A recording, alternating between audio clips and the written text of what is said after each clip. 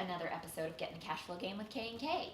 And we had one of Kenny's fellow Avengers on the show. Another one. His name's Stephen Petasky. He is the owner and founder of the Luxus Group.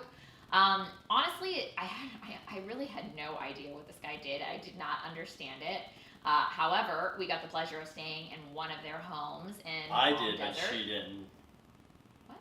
I said I understood what he did, but you really were kind of like, what? Okay, so now. I mean, yeah. I mean, even still, like, I think the way that he started his company is so cool, and it kind of shows how entrepreneurial he really is. I mean, basically, they wanted to create the type of vacation experience that they weren't finding themselves, like as a family.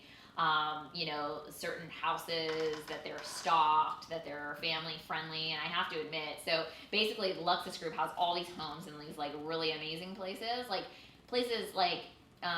maybe I think Park City, but they have like Palm Desert, but then they have like exotic places like Tuscany and like a bunch Hawaii, I think. Costa Rica and Hawaii and all these different places. So anyways, essentially what it is like they pulled together investors, which were initially like primarily family and friends, and they bought these homes and now they rent them out. There's a lot of Canadians that really use these homes now. Obviously that's not happening as much with them being currently in lockdown. But I have to say too, like we use Airbnb and VRBO for our vacations, but this house was like fully stocked. Like if you're a family with kids, I mean, they had like 4 pack and plays, 2 high chairs, like all the pool toys, all the stuff. Like it was just very cool to see his perspective and how he runs things and how they view things, and the way that their customer service was amazing. And he's built a really cool company. Yeah, they have currently, if this is correct, but 34 properties in 6 different countries, $150 million of real estate. He also has dabbled into the development, so you really should listen to that. So if you are a real estate investor or a developer and you've had some unfortunate luck, Steve definitely, he had a couple, I think it was natural disaster and COVID, and then lost funding on a $50 million deal. So I'm sitting here going, some of you are like stressed about $1 million deal, like, man, it's not going right, imagine 50 million. So he's definitely the type of person that jumps right into things, wants to push himself, go to the next level. Really amazing, nice guy, honestly. Met him like right off the bat when I got into Avengers, sat at the table, but really nice guy, super good family guy. The way he looks at it is like he was saying, is not all of us have, gazillion dollars to go buy 4 or 5 vacation homes around the world, which obviously everybody would love to do if you had it. So why not go and partner with a bunch of family, friends, and people and build a business around it and be like, cool, now we can go stay at all these places. I think he's staying in Idaho in one of them. They can go to Palm Springs. They've got, we were in Palm Desert. Like Crystal said, the house is really nice, super amazing. Anyways, I think with this interview, it just reminds us that, just like Crystal said, like how entrepreneurial some people are, how they just think outside the box, how they just throw themselves, like go from like, hey, I'm going to buy some homes and do this, so let's go do a $50 million project, which is crazy because we're looking at each other going, yeah, we probably wouldn't do a $50 million project. We'd probably start with a smaller one. But he actually got through it. He muscled away through it and came out in the end. And I think he's learned a lot from it. So, let's jump in with Steve and looking forward to this conversation. Okay, Stephen. Well, thanks for coming on today. We were talking a little bit before we started recording that we got to actually stay in one of your vacation rentals recently. So honestly, it was amazing and nice long weekend in Palm Springs, and the house was great. It was well stocked, had all the kids stuff for us, which was super helpful. So thanks for coming on. We're kind of excited to learn about your business and what you've done, and some tips and tricks on how to be successful. Thank you very much for having me. You guys are great, and can't wait to share a bit more what we're up to and tell you more about traveling vacation style. It's a lot of fun. It's a lot of fun. Yeah, can you kind of just take us back? Because we always are interested. I mean, like we were talking before, this is an interesting space. Most people in real estate go for the traditional multifamily or single family or industrial, but you definitely chose a different path. So can you kind of just go back, like when you started and how you ended up in this asset class? Yeah, for sure. If I so I started the company 14 years ago, 2007, and before that, I was actually in the grocery business with a family business for about just under a decade, and so always been entrepreneurial and first kind of business as a teenager. So I've always just kind of felt like an entrepreneurial gene, and I wouldn't necessarily follow though where the money was, more where kind of my passions lied. And I just find that when you're doing something you love, there's time is essentially infinite, and you can, kind of you can do anything really. So come 2007, we just saw this opportunity in the market where, and it came from my wife and I. So we were recently married in 2005. We had our first child February 2014, pardon me, 2007, which we just turned 14.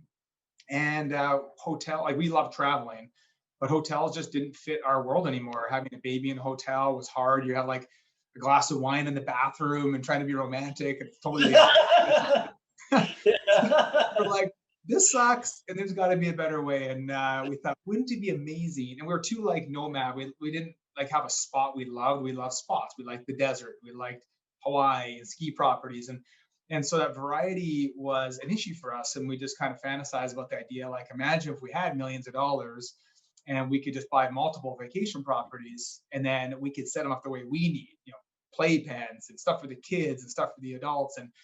And of course, rental properties existed, but there was such an inconsistency with rental properties in terms of the in-residence experience. And back then, Airbnb wasn't really a thing. It was all VRBO, and it was like very inconsistent, like next level in terms of what you see in photos and what you receive. So that's how it evolved. So what we did is we said, you know what? Well, we can't afford to buy 3 vacation homes.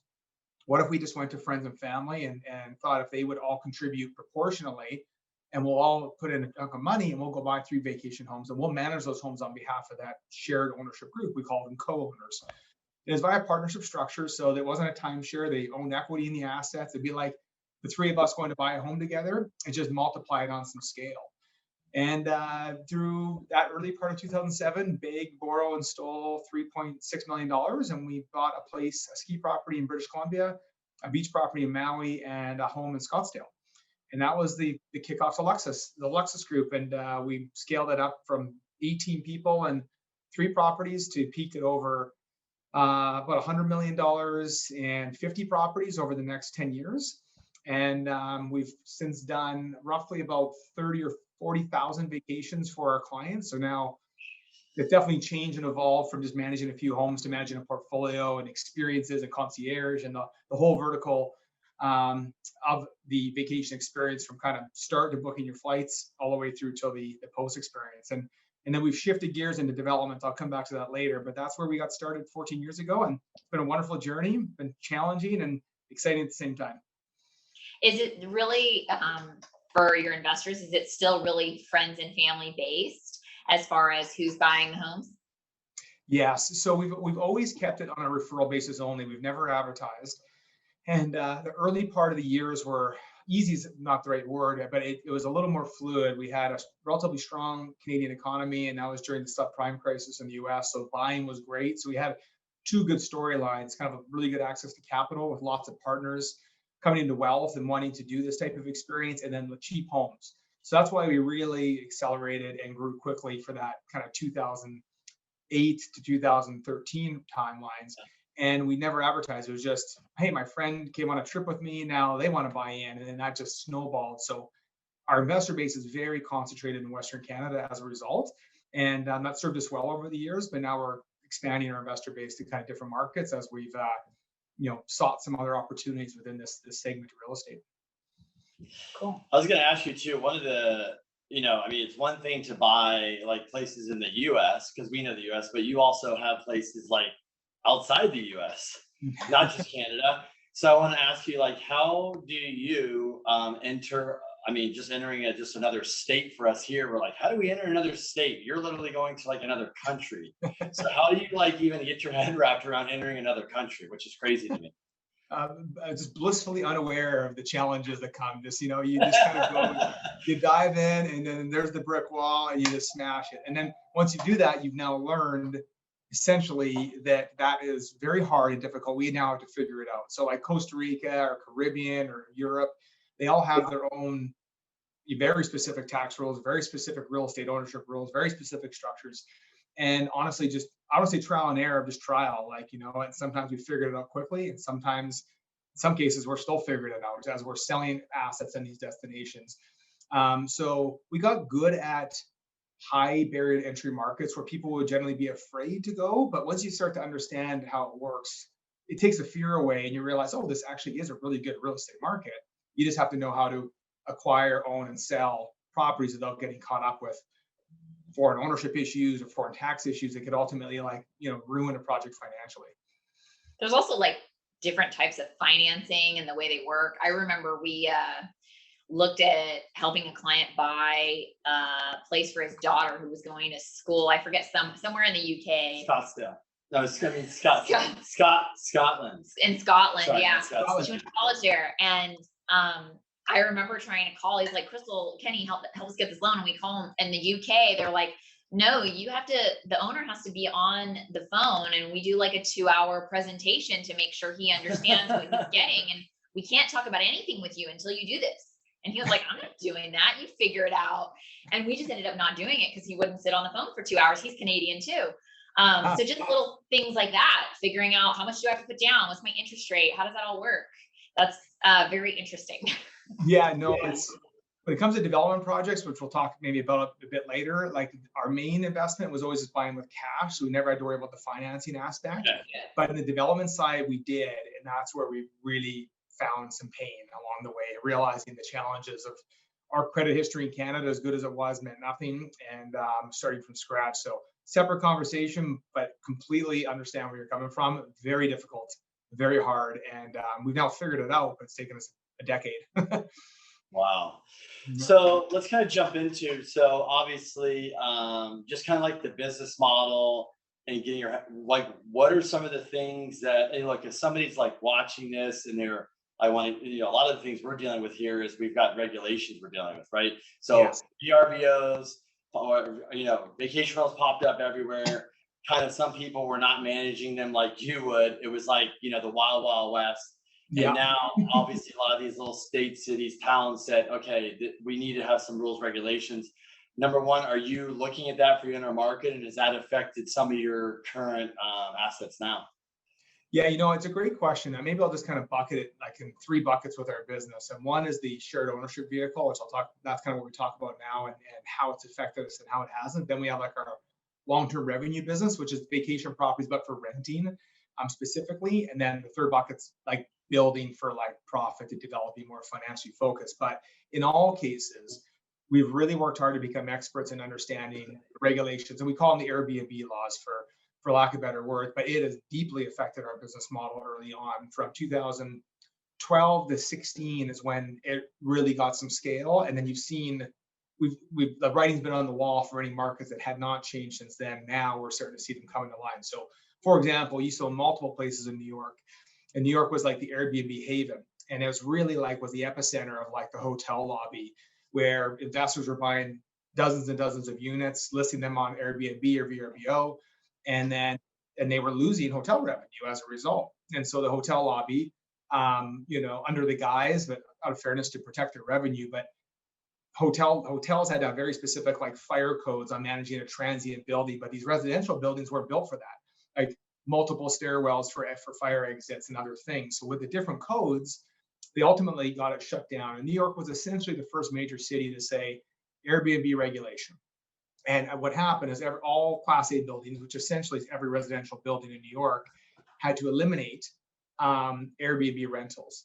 Wow. And the interesting, it was like monumental at the time. There's tens of thousands, like it was to zero overnight.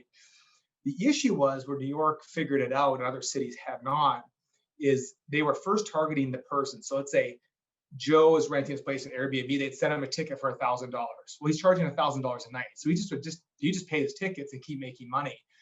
And so it wasn't very effective from an enforcement perspective. And the world was watching how they were going to handle it. And ultimately then what they chose, they attacked the actual building HOAs themselves to do the governance. So the HOA governs the 250 units in the tower, for example. We're going to penalize you if you don't get your house in order. And so that's when it actually affected us, because we weren't accepting remuneration, right? It's a shared ownership vehicle, but we do have 100 partners in the group. It's a very large group. So the spirit of it was transient, but we weren't like renting it on VRBO. So we were like a innocent bystander, that we would get a call and be like, we know what you're doing. We don't think it's actually wrong for the laws, but we think it's a little bit offside. Would you guys, sell your property? And we felt we had a good legal case to argue the shared ownership side, but we just didn't want to be in a fight. So we just sold all of our assets, and we've just been leasing as of late in buildings that do allow a form of like corporate ownership that we do. But from a rental perspective, you're very limited in New York where you can rent now. It's either illegal that you're renting, it's a hotel, or it's one of the very few transient buildings that have like condo hotels or zone for transient use. So that was like the start, and that just extrapolated to every major market in the world now. And I could talk for hours about it because we've been affected in so many different ways. But it's really interesting. And maybe if I just shift to the good part about it, it's made it very specific on where you can actually buy rental properties legally and operate them as a revenue generator, which makes it actually easier in a lot of cases to select. And it's stripped a lot of inventory out of the market. So it's made the competition less and the supply less as well. So you just have, but the demand is there, especially due to COVID. Yeah, that's crazy. Yeah, because San Diego is going through it's not done, but you've heard it's going through some changes. Yep. So they don't know the whole thing, but we're finally getting something, but it's not in concrete. But yeah, it's been coming for a while. Like, where you're at in Palm Springs, Palm Desert, they just figured it out and said, this is what it is, and it's like, it's done, which is kind of nice. Yeah, that's a good, we had a lot of places in the Coachella Valley, and it was like Palm Springs has a different set of laws than Cathedral City, than Rancho Mirage. There's a moratorium in Indian Wells and Palm Desert. So it's very interesting, even on a city by city basis, and the very intricacies of the laws. Like in Rancho Mirage, they're only allowed 10% of a certain community to be registered with a short-term rental permit. And in Palm Springs, it's a maximum 30 stays per year at 7 nights a year or something. So they all have their weird little laws, but at least when the laws are set by the government, you know what you're getting yourself into. The trouble is making an investment when a city hasn't decided what they're doing, and then you could completely lose your rights, or you could be on the good side. It's a bit more of a gamble when you're doing it in advance of a contentious, which they generally all have been, city council decisions about how to govern it in every single market. You got people that are for and against it, obviously. So are you targeting areas that already have the vacation rental laws specified? So there's no laws, for example, like San Diego kind of right now, then you're like, we're going to stay away from that area until they decide what the rules are. Yeah, if it's our shared ownership division, we're a little more comfortable because we know that almost all laws generally have like a remuneration clause, like you're actually out advertising. So we generally feel safe, but we do like the clarity that comes along with, here's the rules. We fit in those rules nicely. We're going to be just fine. And then we can actually operate without having to sell assets, pre-cycle. Like usually we do 10-year cycles, and we don't like having to sell something mid-cycle. It's not part of our plan because of a law change. So it's very interesting. There's a lot of opportunity though as a result of it as well, just because of the two things. Like you've got the supply coming down because the governance coming from, but then you have the demand going up because of COVID. Has triggered this trend where people want to stay in a beautiful home versus two adjoining hotel rooms with their kids. So this is happening right now, and it's actually creating where we're going to be diving into heavy the next kind of 5 years is how to ride that trend of this high desire for a hotel quality product, but in a 100% governed, safe, transient occupancy allowed destination. So that's a big thing what we're working on now, and I think there's going to be a great opportunity there financially. Yeah, I definitely think anybody who loved to stay in hotels, a lot of them are now doing, Airbnb or these vacation rental type situations. And then like you mentioned, especially families, I would never stay in a hotel with my 2 kids anymore. It just doesn't make any sense. True, it's totally true. It's so hard. It's miserable. You're like, this isn't a vacation. At least at home, I get my own room. Exactly. And I think with somebody too, they go to a hotel and let's say they get a couple rooms, they go with the family, but then they're forced to go to the house. I mean, there was always somebody said, I said, look, the house is, you can walk right, like when we were at the house, your house, you're out there, Yeah. walk right in the backyard, you're right in the pool. You can go barbecue, you can walk right back in. You can put them down for a nap. You don't have to go downstairs, go to the pool, and and Pay for an overpriced meal every single time you're you're paying hungry. for 2 Who's out rooms today? anyway. Yeah, it honestly, financially, it's not making any sense. And then also with the social distancing, and I'm sure with the hotels being at some type of cap for a while, I mean, it's going to be for a while. I mean, we might wear a mask for a year. I just think, like you said, this business is going to boom because people got the taste of it. They're like, why would I go back to the hotel? It doesn't make any sense. Not to mention too, we actually did stay in a hotel in Palm Desert with the girls because they had the like fun kid slides or whatever, and you had to book. So it was like 115 degrees outside, and you had to say, I want the morning session or the afternoon session at the pool. And I'm like, what the heck are we going to do with 2 kids when it's 115 degrees outside? This is crazy. So even those kinds of limitations make it really tough, even if you want to do the hotel stay. Yeah. Where are some of your favorite markets too on vacation rentals?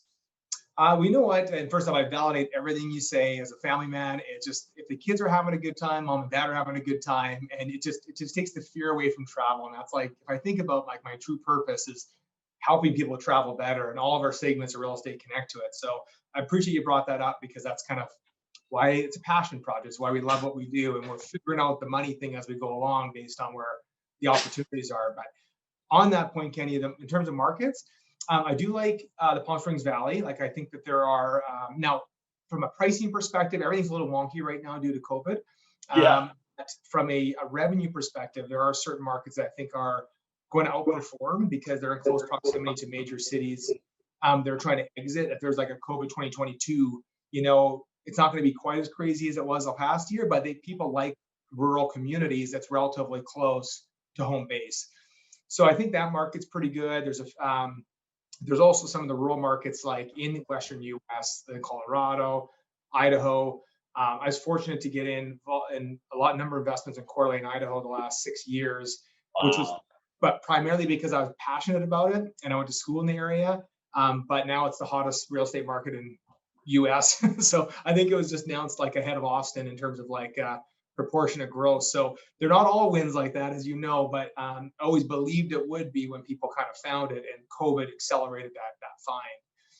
So I do like those. And then I think cities will rebound. Like, there'll be some great buying in cities the next 12 to 24 months. We're not buying in cities right now because cities were never really kind of part of our play on scale.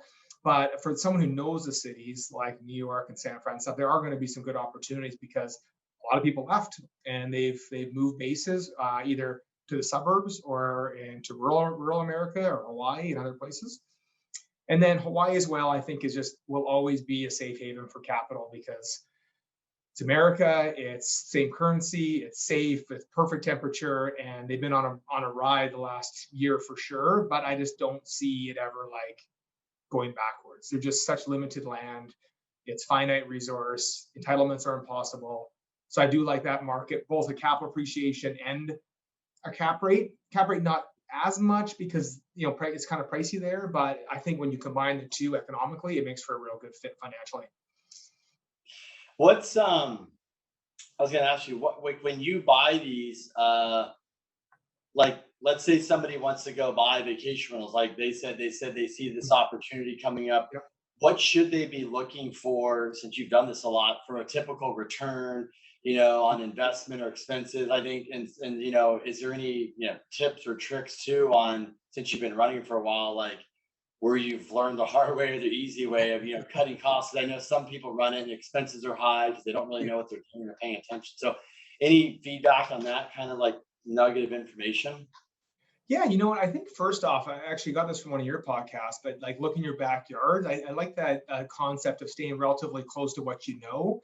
Now, sometimes I feel like the world is a small place. It's been harder to get around the last year for sure with COVID, but you're usually a flight away from anywhere. So if you know Hawaii and you love Hawaii, or La Quinta and you love La Quinta, there's always deals in every market. It just matter of your like level of intimacy with it. So I think that the more passionate you are about a vacation property, like this, if this is your first investment in vacation homes, pick something you love. And there's a couple of reasons.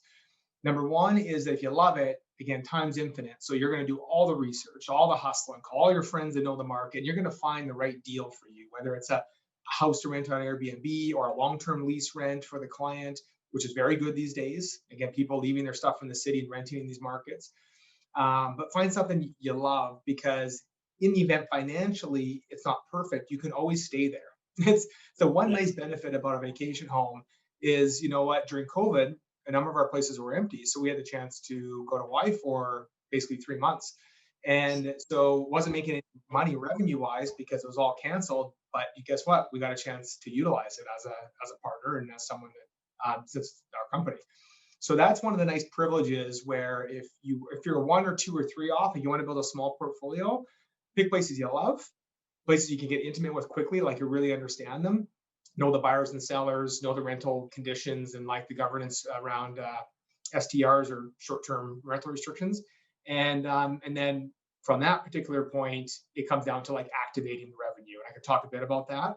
But if those 2 things are in play, generally speaking, they do well. So when people go outside, like, wouldn't it be nice if we have a place in Costa Rica? Wouldn't it be nice? It's really hard to find success on your first crack at it. And because I've done that, I've been the wouldn't it be nice to be here? And we get there and we got our eyes, wide open to be like, whoa, this is a little harder than we thought. And you really want to be almost like a local mindset when you're acquiring, and you just find to do better financially.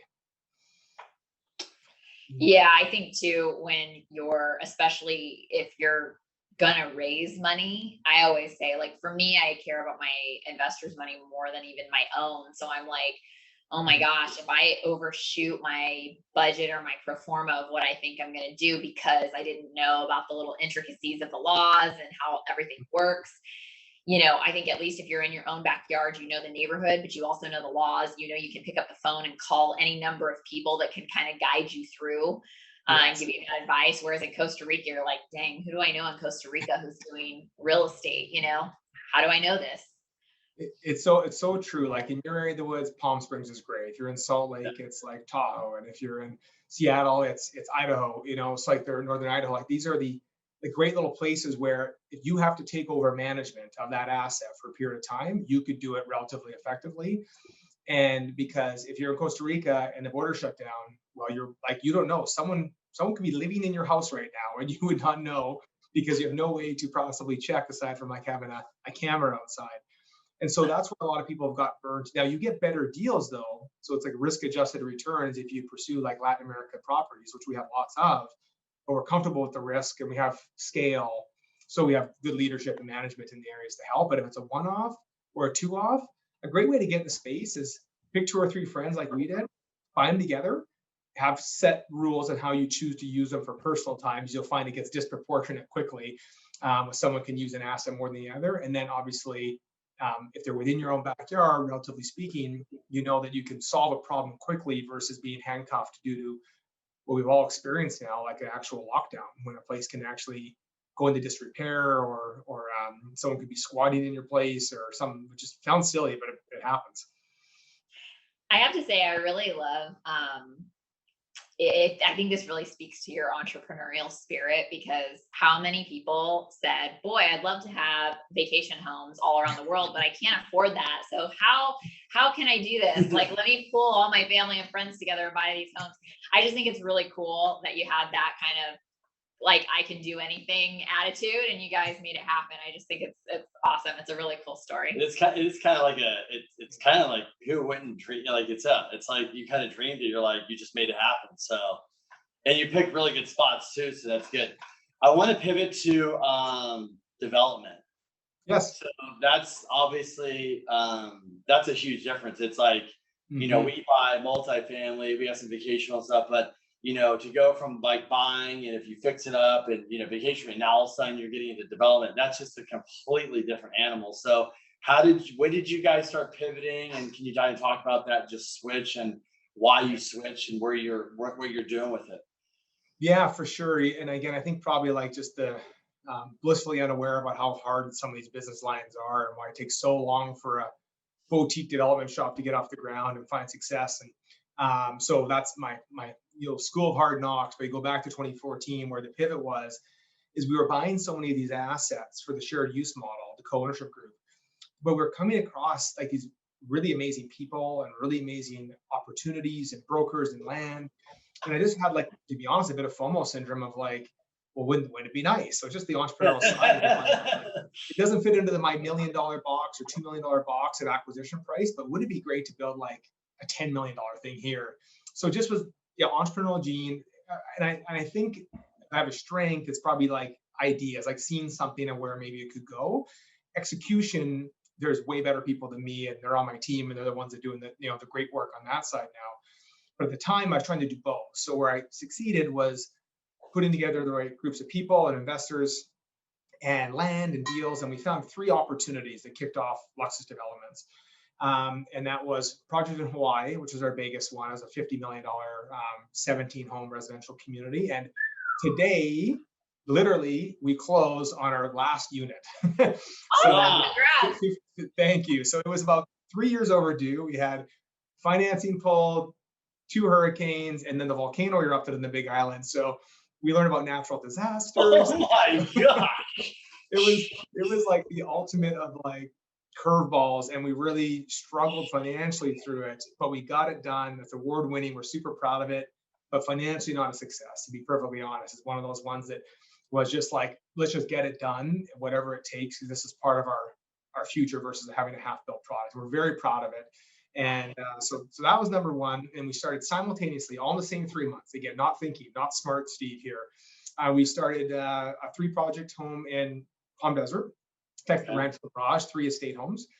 And then to get way out there, we started buying ruins in central Tuscany and restoring them to be luxury villas for end-use clients, which it seems like 3 complete opposite ideas. Yeah. You really like to go all in, right? You really, yeah.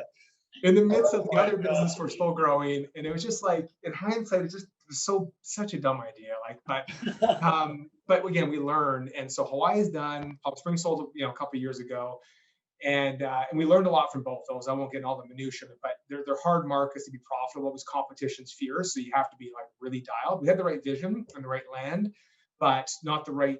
We missed elements of it. We missed elements of the financing. That's where we really got crushed. We just missed elements on people that we didn't quite know, and exactly what we should have done to set it up for success from a project management perspective. But the final vision's great. Where we did find success, again, very entrepreneurial, I guess, but it's the Italy thing, buying these ruins in Tuscany, just outside of Siena. So we have an office now based out of Siena, and we just buy ruins and restore them for end-use clients. And we've done one, took us 6 years, 2 years to do it, 4 years to rent, became one of the #1 rental properties in Airbnb Lux, and which is luxury retreats before. It was on like, when Airbnb Lux launched their luxury division, it was the very first property they actually showed on their 2-minute teaser video. So it was something we're really proud of the tens of thousands of homes they could have chosen. And we recently sold it to a Hungarian family who are just absolutely wonderful. And now we have 3 projects on the go, and we try to do 2 to 3 a year. It's about the scale we can do there because they're very, very intricate. They're all 200 to 500-600 years old, historical issues. And then it takes about 2 years to restore, but it truly is one of the coolest things anyhow. It's just, we're really a fee for developer. And in some cases we partner and we take a success fee. In some cases we're a fee for developer. In some cases we also help with renting and managing the asset after. So that's kind of where we went. And that's just the start of the story. Where we are now is different, but that's where we kicked off. And some places got killed, some places did well, but we're still standing. So that's good. I have to ask you this. It's slightly off topic, but like, do you think that there's a part of you, whether you know it or not, or do it on purpose or subconsciously, that just likes the challenge? You're like, I'm going to throw myself into this very difficult situation and dig my way out of it.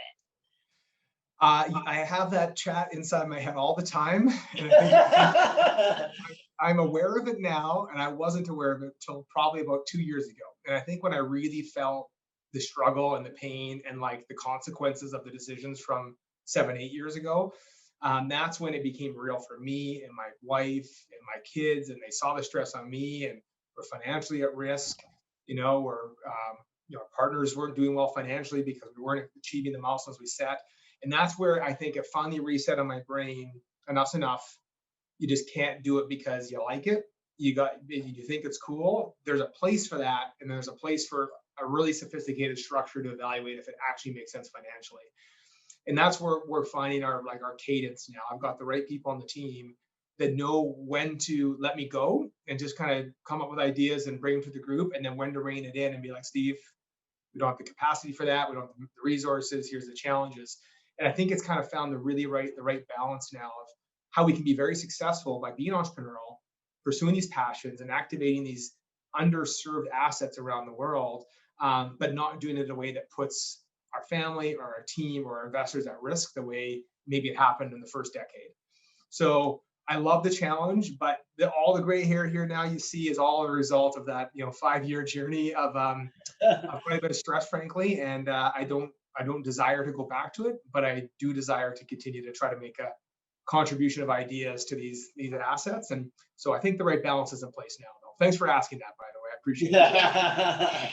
Yeah, I feel like that's kind of what it takes, though, to be an entrepreneur, because it's funny. I think a lot of people decide to start their own business thinking, well, I can make my own schedule, I can do whatever I want. And the reality is that you actually work harder than you'll ever work at a job, and you work more hours than you'll ever work at a job. And when you're on vacation, you have to work. You can't just say, I'm out, I'm gone. So It's just always like an interesting question for me to ask people, because I don't think a lot of people that dive into any business think about all the things. I mean, we're all guilty of it, right? You don't know what you don't know. So now you dive in and you go, oh, wow, there's all these things that I didn't even think of, and you wouldn't have known to think of them. But overall, would you say that you enjoy the development and it's something that you want to continue to do? Yeah, absolutely. You know what? I don't regret any of the decisions. I regret like actions after the decisions about like how we could do better. But that's hindsight's 2020, right? I know, and I can hold my head high that me and our my team, the entire way through, we dealt with the highest level of integrity. We got the projects done. Every person got paid. Was supposed to get paid. Like we finished off with that. So I feel like we've learned so much now, and now it would be a shame to be like, just because you took some lumps, to not activate it further. And that's where I feel like the creation, gene, I guess, in me, it really gets its satisfaction, because we're now have learned so much, and I like building things. Now, that said, building sometimes doesn't mean greenfield, like starting from raw land. It's activating an asset that's not fully at its full potential, or it's taking something and converting to something else. So there's lots of different ways that I feel like building something can be, just giving it a slightly different purpose and kind of renewed life. And I personally, I love it. That's where our future is, and we'll always have our co-ownership model. It's critical. We're actually launching a new fund here very shortly, a really kind of ultra high-end one at $3 to $4 to $5 million per asset. So it'll be a higher buy-in, a smaller group. And I've got a team that runs that, 6 people every day. It's their passion. I love it. And I think I'll kind of be 50-50 between the two divisions over the next kind of 5 years. Are you currently have any other projects to build right now, or you're slated to build coming up? We actually have, again, this goes back to like, I'm not sure what I want to be when I grow up. But we're now building a Marriott hotel beachfront in Playa del Carmen. We're very excited about it. That's what I was wondering. I didn't hear. Okay, I remember that. Okay, cool. Yeah, we might have just discussed it briefly. So that one is as a result of, again, meeting unique people along the journey, people I trust in the partner. So it's a JV partnership with a group there that we trust immensely, known for a decade, that have this amazing piece of land, and our team's bringing the back of house and sophistication and team, and it's a really wonderful partnership. And with this JV, we've now identified some other really unique opportunities. We're looking at one in Nevada right now, which I can't talk about yet, but I will be soon. It's very, very exciting. It would be our biggest thing we've ever done. And then we're also looking at other project in your neck of the woods in Palm Springs, which could be really interesting. And nothing's finalized yet. It's kind of preliminary, but those are some of the things we have, on the going in the pipeline. And for us, our biggest thing is our company and our ideas about growing our pocketbook. So now we need to strategically partner with people with the right capital and balance sheet to do the size of projects we want to do. Before, we could do a lot of them ourselves, or with a small group of people or a small amount of money. But now the numbers are pretty big. So we're just being really picky on the project and really picking our partners. We want really good people with a high core value fit. So to make sure you get married for 5 years on a build, you still love each other at the end, and you have a good experience, and you got each other's backs.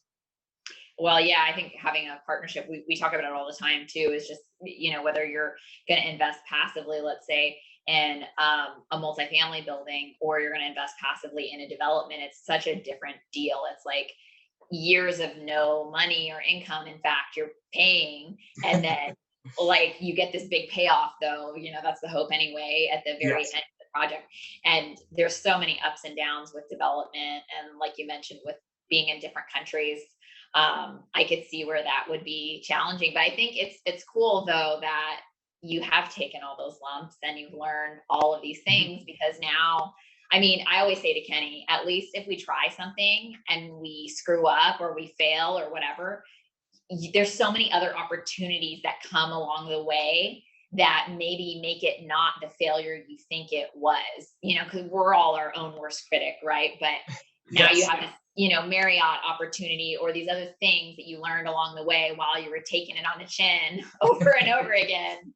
Yeah. So it's really cool that you're continuing on. I think it takes a real love of development too to do that. So Hey, thank you. You know what? It's fun, and that's why we've joined masterminds like the Avengers and other groups where you get a chance to hang with like-minded people like yourself. It's people that are comfortable with the risk. It doesn't make it easy always, and it doesn't make the challenges that much softer on you. It's just a matter of when you're around people, you understand this is what needs to happen to move the world forward. You need everyone contributing to society, and this is our role as entrepreneurs and within real estate.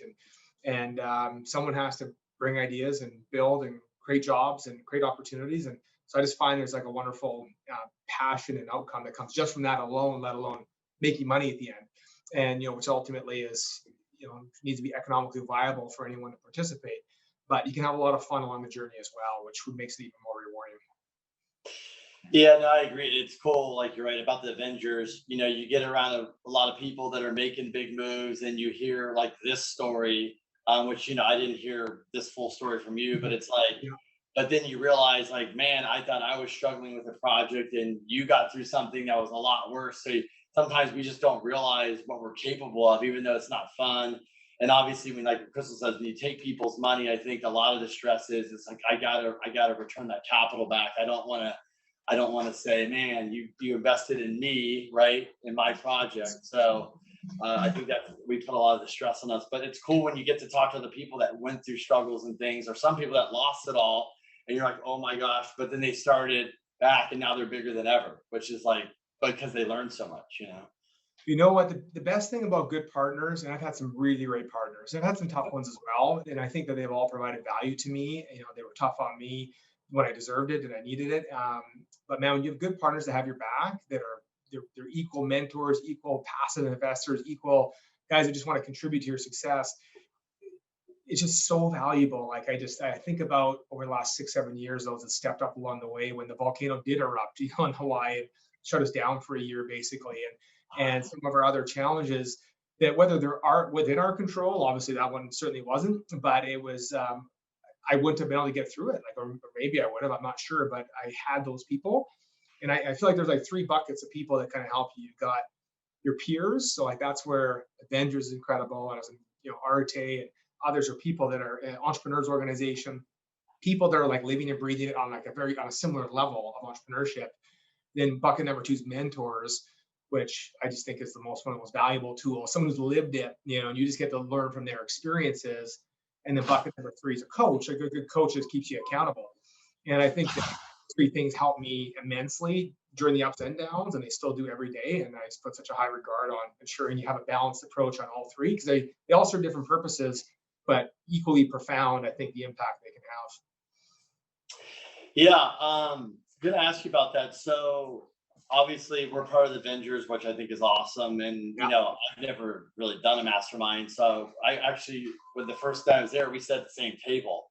So, and that's how we met. We're at the first, I'm there by myself. But now that I've had more time with it, I realize like, you go there, but then you start breaking out and have friendships. So I'm excited to go back because you'll know everybody even more.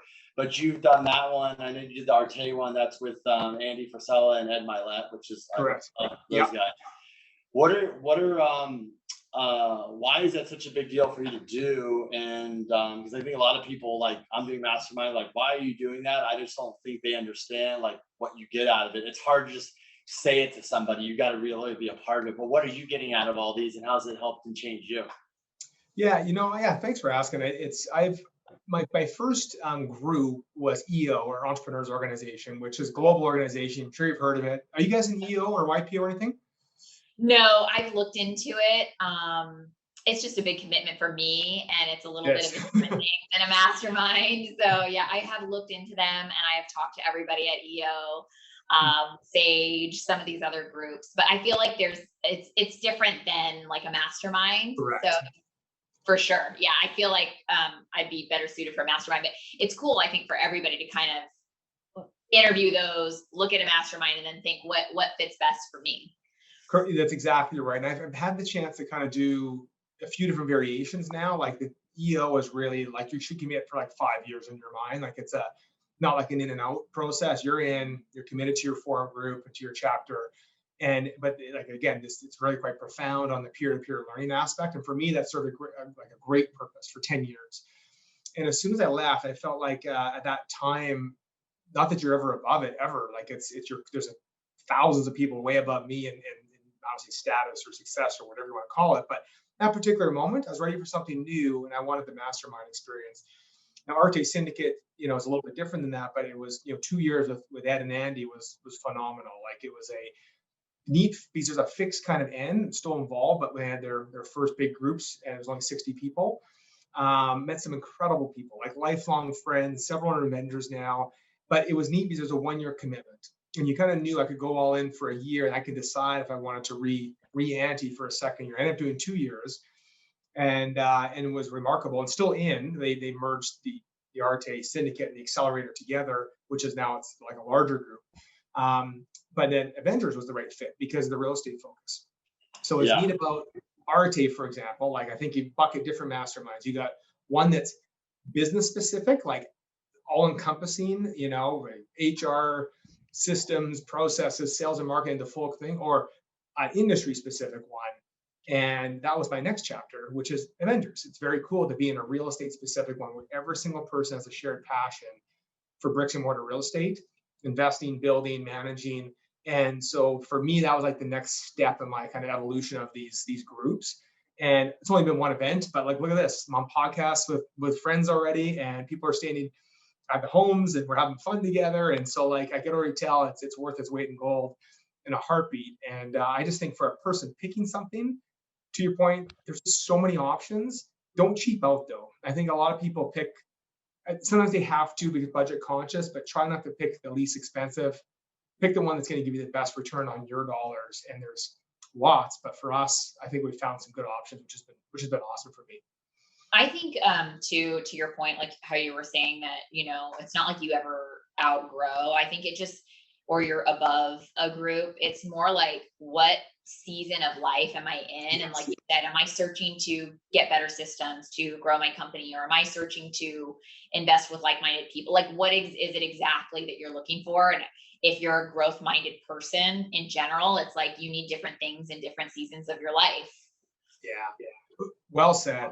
Like nailed it. Like it's I'm gonna use that from now on. That's a better word. For the right seasons in life, and I agree fully. I think I'll go back to EO at one point because I just still have such an affection to it. Like it was so important for that part of my life. But maybe it's when I'm further on my career and I can play more a role of mentor versus I was kind of mentee for the first 10 years. I was just junior and I was leaning on everyone else for support. So it's all a part of season in life. So I'm not going to steal it. I'm just going to borrow that term, and I'm going to say that it was you, and to go to your podcast to say that. Thank you. Yeah, I think it is interesting though about not cheaping out, because I think a lot of people, if they're not used to paying for these things, I think, if you're not used to doing this, then you go, oh, that's just ridiculous. It's just a fad, whatever. They're just trying to take your money. But then once you start, like I was more that person just scared of this stuff. And then Kenny wanted to do it. And now once you actually dive in and you join a group or you become a part of something, then you're like, whoa, I need to pull the reins in because I want to join this group and that group and this mastermind. How can I figure it all out? And then you got to go like, wow, there's actually work involved in all of these things. I have to kind of pick where I'm going to be. So it is definitely like a mind shift. And now it's like you yearn for that. You're like, I need that. I need to meet other people. I need to, work on things and have that kind of like community. Yeah, it's so true. And I encourage, like, just from my personal experience, those are the three I can speak to: EO, Rta Syndicate, and Avengers. All of them are worth looking at. They all have their own value. They all do great things. And it just comes down to where you are in your season and where it may fit.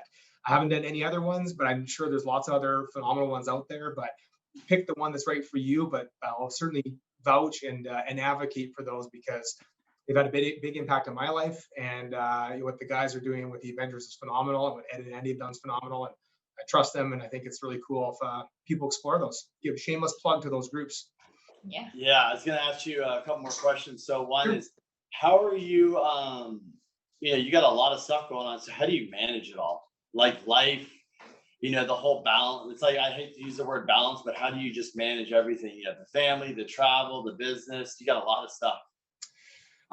You know what? It's as entrepreneurship, there's never balance. It's kind of like, my wife uses the term, she has a podcast and she uses it often. It's finding harmony in the imbalance. There's constantly like too many things on the go, and we're kind of okay with it until something really takes over your life, and then it really throws something off.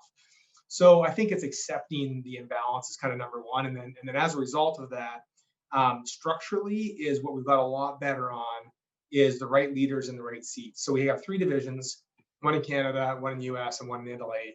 And I've got the right leaders in all the seats. And I never did before. That's not true at all. I had amazing leaders, but they were sitting in too many seats. And it was really hard for them to wear 14 different hats a day. I kind of found it fun taking your hat off and putting on hat number 16, later in the day, in the morning.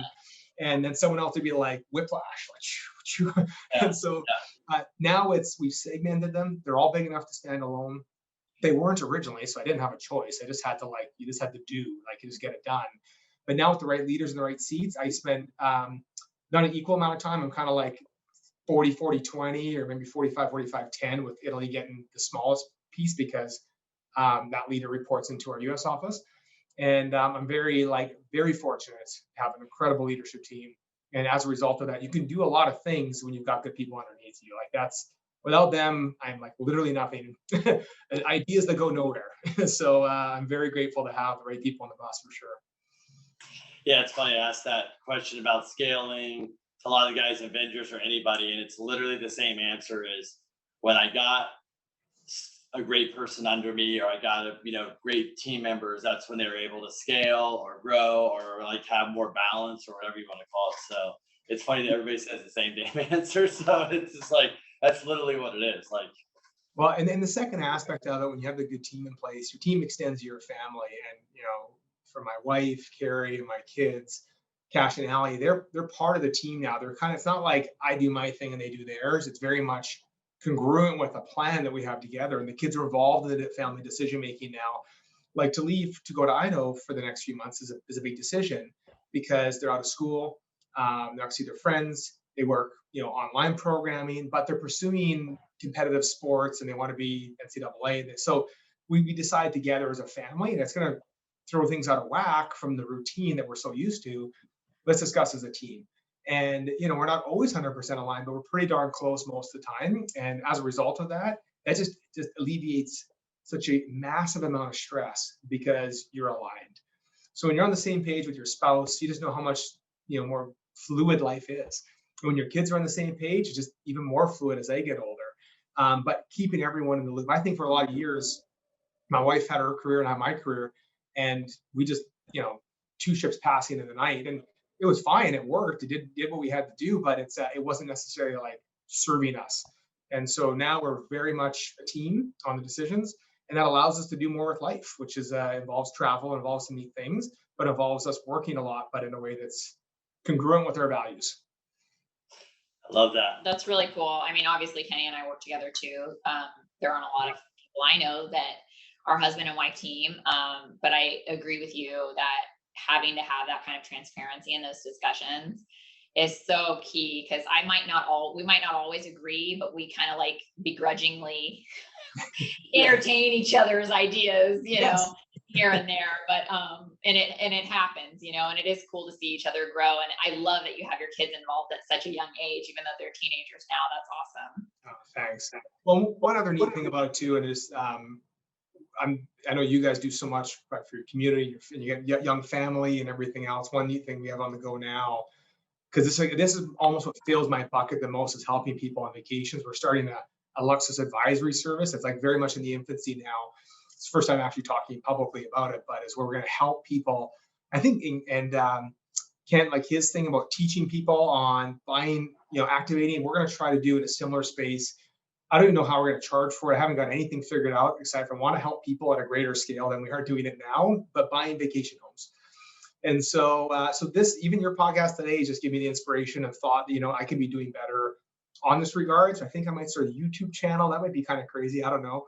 But something that just talks about this aspect. So I want to say thanks to you both for, doing 120 episodes. And what do you do at right now? Like, this is right around 120. Yeah.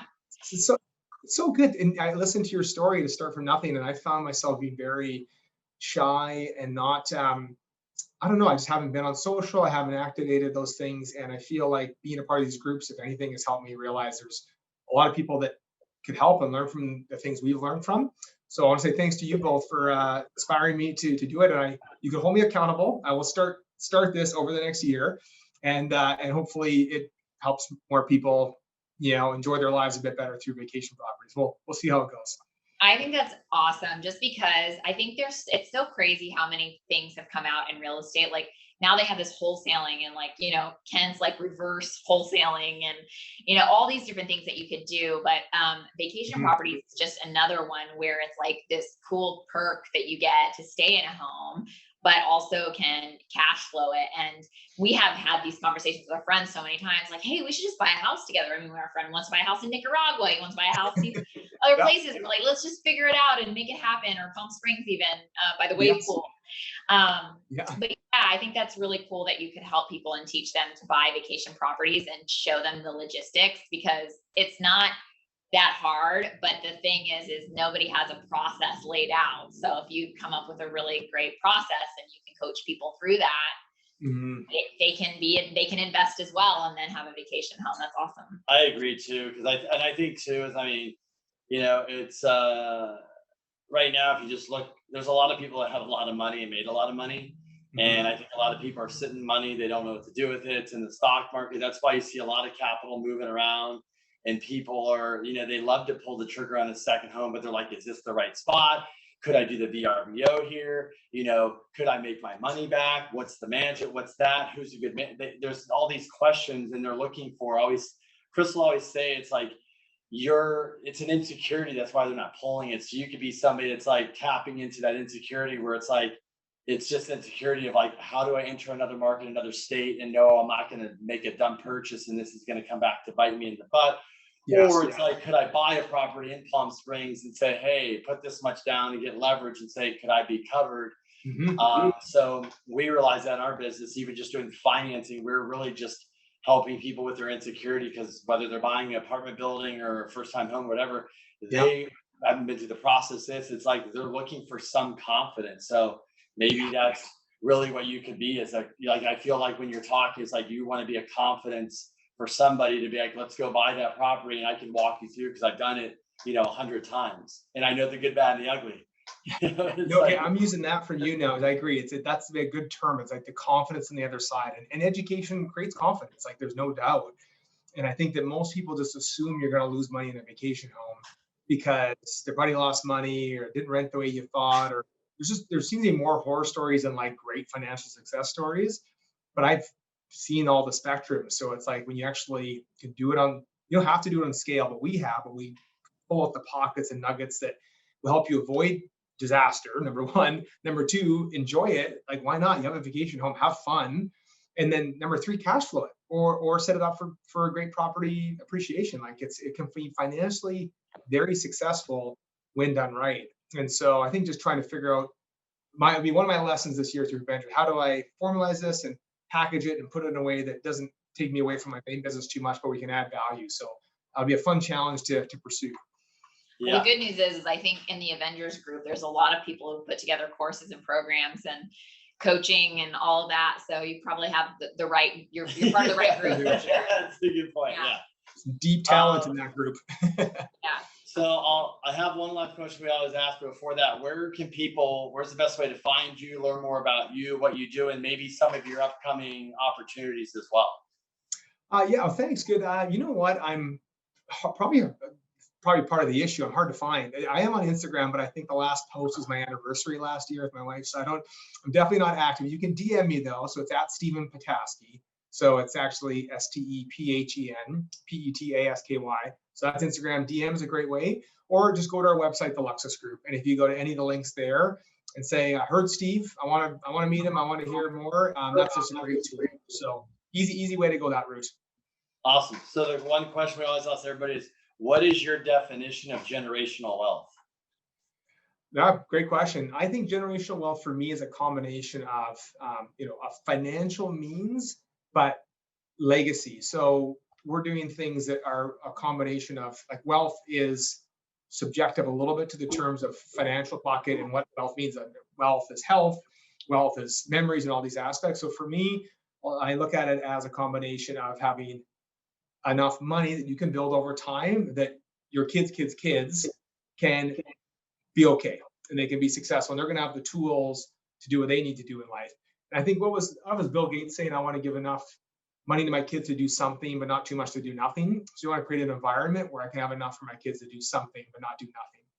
But the second thing is leaving a legacy, for me personally, and what I'm not sure what that means. We have a fishing lodge in northern Canada. We have this hundreds of square kilometers of like preserved land we use for fishing. For me, that's a bit of generational wealth as well. As my kids will be able to enjoy that, and hopefully they'll say thanks to Dad for doing that, and or the places in Italy. So there's a lifestyle component to my definition, that encompasses also trying to hit a financial target where, financially your kids can be okay. That's really cool. You're sort of like creating a tradition through your kind of like financial wealth, but there's like these things you can, go to the fishing lodge every year, your grandkids and all this stuff. That's really cool. Yeah. I love that. Very good. Awesome. Now, I'm not sure if you like fishing, but when the borders open back up, I never liked fishing until I bought this fishing lodge. It's the coolest thing in the world, I'm telling you. But even if you don't like it, I've had women come out, men, kids, and it's like one of the coolest things in the experience. You have to fly in with a float plane. It's like there's no roads anywhere. It's a very cool experience. Canada has some pretty neat things to offer, but the borders are closed currently. One day they will reopen. That sounds awesome. I would love to go. Yeah. That sounds cool. It's like your Canadian version of like a dude ranch. Yeah. This is very cool. Thank you. Thanks for coming on. That was awesome. I mean, even though we sat around and talked a lot, I mean, I learned a lot, and some of the takeaways for me are cool. But I mean, honestly, it's like you're the epitome of like not giving up and just kind of like literally jumping into ice cold water and just like figuring it out how I'm going to get to the other side. But that's awesome. I mean, I'm glad. I wish you much success. I know we'll see each other soon, but thanks for coming on and sharing your story. Thanks to you both. You guys are too kind. I appreciate being on your show. It's a wonderful podcast. I'll be spreading the word for sure. So thank you kindly. Have a wonderful day. We'll catch up with you in Dallas in a couple of months. Yeah. See you soon. Okay, see you guys. Bye.